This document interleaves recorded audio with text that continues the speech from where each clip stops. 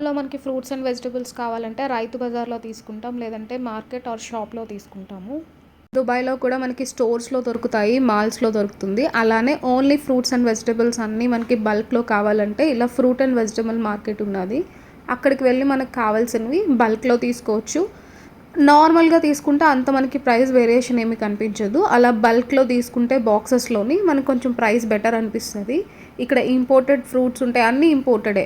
అంటే different different countries నుంచి వచ్చినవన్నీ ఉంటాయి. Mostly Indian fruits and vegetables, ఆకుకూరలు అన్నీ ఇక్కడ దొరుకుతాయి.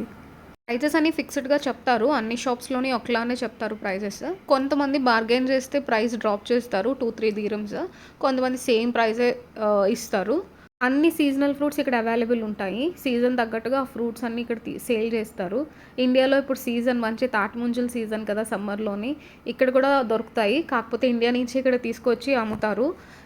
ఒక్క కాయ 15 దీరమ్స్ చెప్పారు. అందులో 3 ఆర్ 2 మనకుండొచ్చు. ఒక్క కాయ 15 దీరమ్స్ చెప్పారు. ప్రైస్ చూస్తున్నారు కదా ఎంత ఎక్కువ ఉన్నదో. అలానే ఇక్కడ కొబ్బరి బొండాలు కూడా ఒక్క కాయ 6 దీరమ్స్ మనం సింగిల్ తీసుకుంటే, అదే బాక్స్‌లో 6 ఉంటాయి. 6 30 దీరమ్స్ పడుతుంది.